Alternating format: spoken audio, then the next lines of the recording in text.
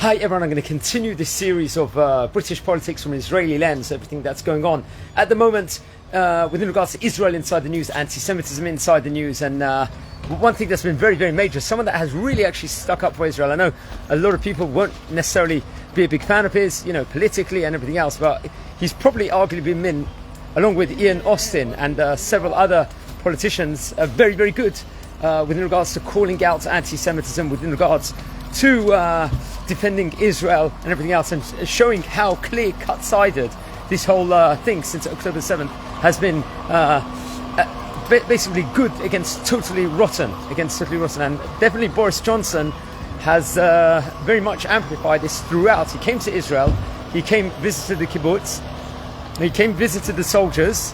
There was actually a meeting, him sitting down with one of the sons who was in the Israeli army of the IDF, one of the sons of the one of the rabbis of the United Synagogue in England, one of the community rabbis over there. His son is serving in the army and actually sat with him. There was actually a clip about that, and he's been calling out the whole time.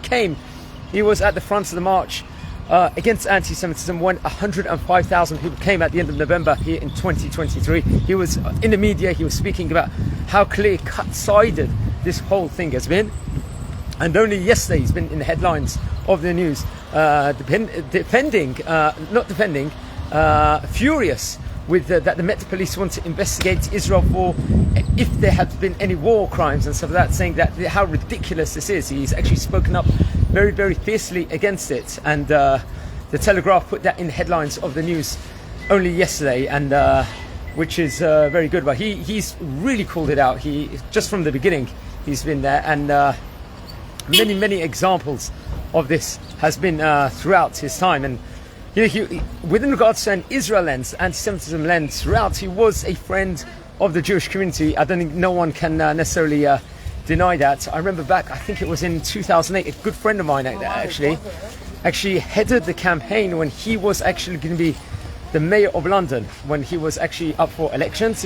I remember a friend of mine who was also a councillor in London was helping campaigning for him. This was many years back, and at the time my friend was saying he is actually a strong friend of the Jewish community. He really does have a love and a passion for the Jewish community, and I think he's very much amplified that and been seen to do this in the last few months since these atrocities has occurred. And he's been arguably, out of all the MPs in London, in the whole of the UK, defending Israel and saying that the police should do much more within regards against this, against anti-Semitism, should not take any measures against Israel. Israel has a total right to defend itself within regards to this conflict that we didn't want whatsoever.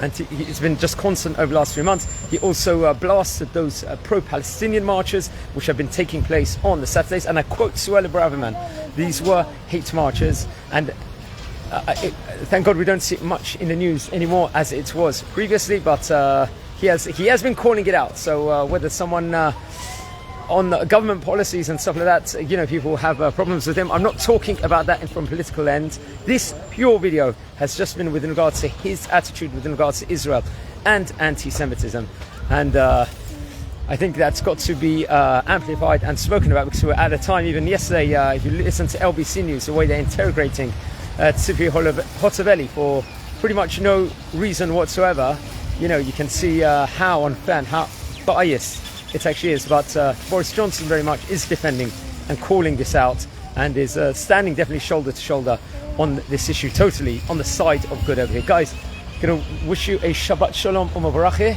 Just gonna buy the Shabbat chalot. Nothing like bringing Shabbat with the most tastiest Israeli chalot. Oh, you finished your thing. You want to tell Shabbat Shalom to everyone? Say Shabbat Shalom.